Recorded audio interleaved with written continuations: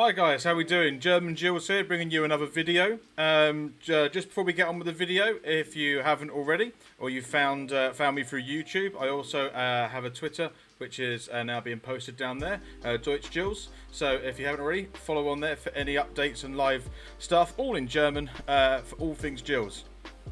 So today, 21st of August, the fixture list came out for the 2020-2021 season, and I thought I'd just do a quick overview of the first three games and what I think of them and what to look forward to. So the first one was I thought we're playing Hull City at home at Priestful Stadium. Now, before I just go on and talk about this, I wanted just to find out the last time that we played each other and give a little bit of an overview and hopefully find a video to kind of just like show what happened. It turns out we haven't played Hull City. Look at this. We haven't played Hull City for such a long time at all in the league or in a cup or anything like that. We last time played Hull City on the 26th of February in 1985 in Division 3, and it was at home. And we beat them 1-0. Now, people watching this, I'm sure there's bound to be a couple of people who would have been to this game or something like that. But actually, we haven't played Hull. Like, not in my lifetime. I've never seen Hull City at all being played. I was looking through Wikipedia all of the times Hull City have been promoted and relegated, and Gillingham promoted and relegated. It just seemed to be every time Gillingham was promoted, either Hull City were promoted to a higher division, or we swapped places. So this is the first time in such a long time that we're actually going to be playing Hull in the same division. Well, since 1985. So I thought that was quite an interesting stat that I didn't expect. Obviously, in playing Hull City, I think it's a really cool first fixture actually. Firstly, we're at home, which is great. But secondly, we get to see Tom Eaves going back to Gillingham, to his old stomping ground. Well, I like to think that we made him into the player that he turned out to be, and obviously given his service at Hull. Hull obviously recently being relegated as well. I think they would be quietly confident, but at the same time, I think we are also quietly confident. It'll be an interesting fixture, nonetheless. If I'm totally honest, I can see maybe this one being a score draw. I obviously want an entertaining game. Obviously want to win, to Jules to win. But I do think, realistically, I think we're looking at a score draw here. And ultimately, I think we could be happy with that as well. But it will be nice to see Hull City down at Priestful Stadium. Whether there's a crowd there or not, it's very highly unlikely, obviously. But it would be nice. It would be nice to see them down there.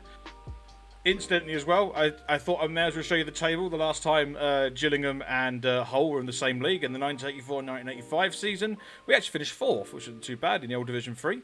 And Hull City actually finished 3rd as well. I think the other fixture was, let's just check down here. So in the home fixture, we managed to beat Hull 1-0, and they beat us 2-0 at their place. And we ended up in 4th and they ended up in 3rd. I know it was a long time ago. I'm sure some people watching may remember that as well. I was well before I was born. Well, 5 years before I was born, so obviously I have no clue of this. But I thought it was quite interesting to have a look at that. Okay, so the second fixture we have is away at Wigan Athletic. Now, we've played Wigan a lot more in the past than we have Hull City. Obviously, the famous playoff final we had against them, I think in 2000, we got promoted to the Championship.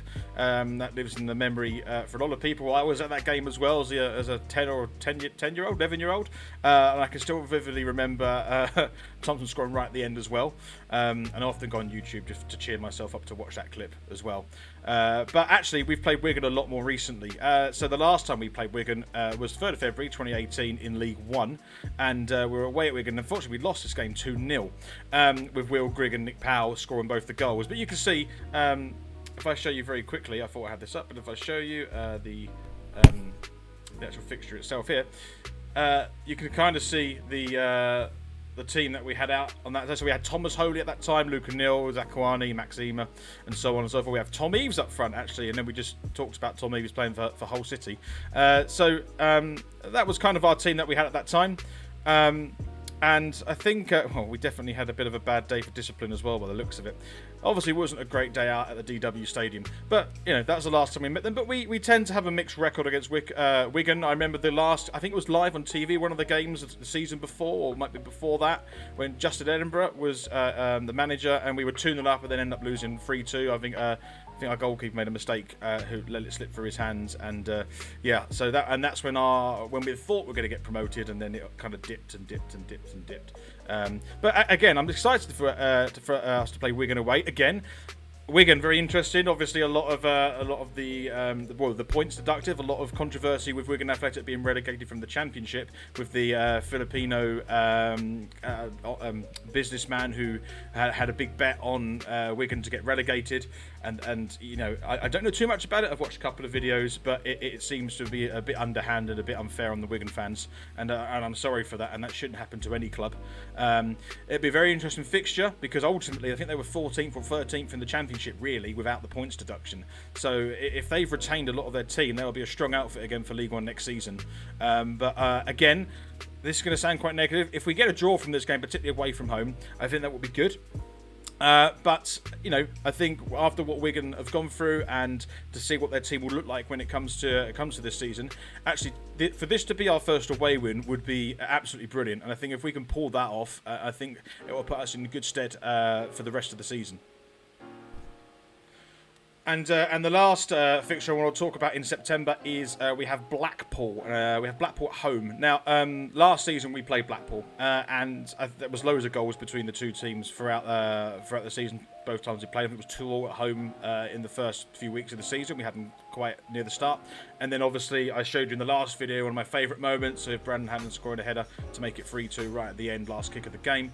Again, that's the last time we played them at Bloomfield Road, but we welcomed them to Priestwell Stadium, and I think realistically this is the game where I think we should win this. This is definitely one of the easier games that we should win, and I predict that Gillingham will scrape a win in this one. Well, I certainly hope so anyway.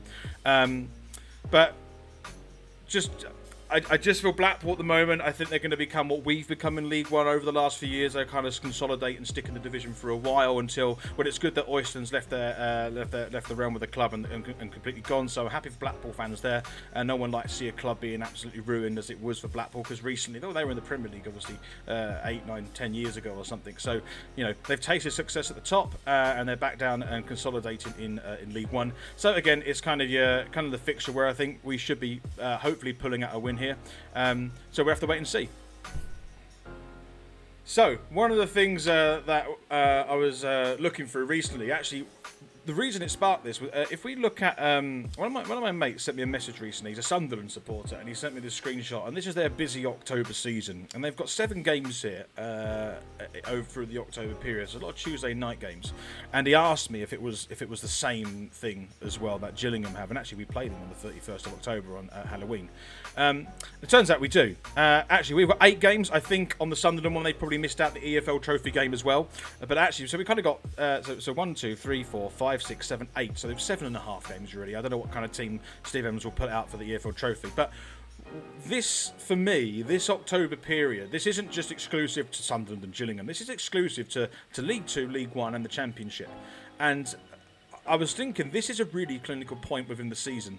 And what I think will happen here is, firstly, this is the time. This is sort of the time of the year where injuries might get picked up, and tiredness might start to take place, and there needs to be lots of good management, not just from the managers themselves, but from players and from the backroom staff, from the physios. That needs to be really carefully done here off the field as well. Otherwise, there's going to be some teams that are going to be hit hard by this really busy period. And actually, I do think after the October period, I think this is when the table will start to really take shape, and you can probably start to predict what the table will look like, which is earlier than normal. Usually it's about mid-November, just after November, you can then really start to predict. But there will be a lot of teams there that will really prosper through this period if they manage it right, and there'll be a lot of teams that really, really struggle. And throughout this time, throughout October, by the end of it, if we're in a really solid position, I think that we're going to be, if we're looking at top half of the table at least, then we're looking for a strong base to build from. If we find ourselves in the bottom half of the table after the October period, I think realistically we're going to be struggling. But But it is a really busy period, I think, for probably all the way down to the National League and below. Because of the coronavirus, we're going to have to stuff the games in somewhere, and I think this is where the October period is where it's been hit the hardest, and this is where it's going to have to be really carefully managed, not just by Gillingham, but by all the football teams in the Football League. Obviously, everyone looks out for important dates. So if we look at the Christmas period, if we look at the 26th of December, which coincidentally is actually my birthday as well. So that's always exciting for me as well. There's always a football match on my birthday regardless. And we have Peterborough United at home, so Steve Evans' old club, and he has a good affiliation with this club. And so that would be an exciting game, I think. And again, quite a busy period, but we expect that over the Christmas period, and then it continues on into January as well. But Peterborough United on Boxing Day, that should be an exciting game, and fingers crossed, if the coronavirus starts to die out and we can start having regulations in, maybe at this point, maybe we can have people in the stadium. I don't want to hold my breath, you never know, but wouldn't it be nice around the Christmas time we could start getting some people back in the stadium? Because realistically, I think we're looking at quite a long time still before we can start putting people back into Priestfields and stadiums all over the country. And if we look at the runnings of the last few games of the season, I just want to focus in really on the last fixture, which is a Plymouth Argyle at home, because surely you guys will remember, I think we played Plymouth at home last game of the season a few seasons ago, and we walloped them 5-2. So by this time in May, obviously, I have no idea how this league's going to pan out. No one does. You get people that will predict it all the time. They think their team's going to do this, going to do that. Realistically, it's really hard to predict. But it would be nice at the end of the season if we can repeat what we did against Plymouth at the last game of the season a few seasons ago. That would be a nice way to end the season.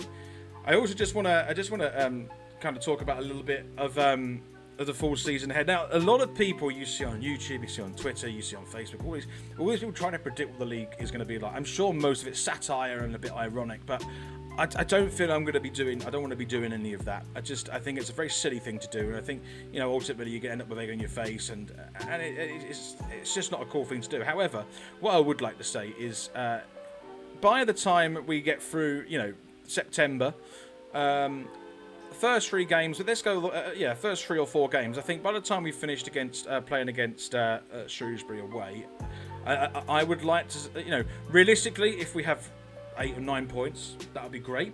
That would be excellent, actually. If we have 7 or 6, not the end of the world. If we have less, there's a lot of season ahead of us. It's really hard to kind of predict what's going to happen in these first few games. But I tell you what, by the end of September, midway through October, I'll be happy if we were sticking somewhere around mid-table, pushing up 11th, 10th to begin with, maybe even higher. I think that would be a good platform to build on. So by this time, look at maybe 10 to 12 points sort of start to middle October would be good, I think. Now, just as I was making this video, I just caught wind. I just found some news that we've signed a new player, and interestingly, it's a Hull City player. So we're playing the whole first game of the season, obviously, as I just said. And it's some guy called Rob McKenzie, who is a defender and has played, well, according to Jules and the Blood, who's done a little bit of research. By the way, thanks for the retweet on the video I last did, by the way. I really appreciate that. Yeah. So he's only 21 years old, has played 26 games in the Championship, and 6 clean sheets, 9 wins, no red cards, no yellow cards, so pretty clean player there as well. So based on what I can see just here, maybe this is something that's exciting. He's only 21 years old, so Steve Evans has done really well to capture this guy. And I've just been reading through some of what people have been saying. I don't know if I can see it now here. Anyway, but apparently he rejected a contract from Oxford, and apparently Sunderland was sniffing around for him as well. So obviously it's quite a relatively high profile player who was looking for a club, and we've seemed to have snatched him up. So obviously Rob McKenzie, welcome to the Gills, and we hope for a stronger defence this season and to push on. So I'm excited to see another player added to the team.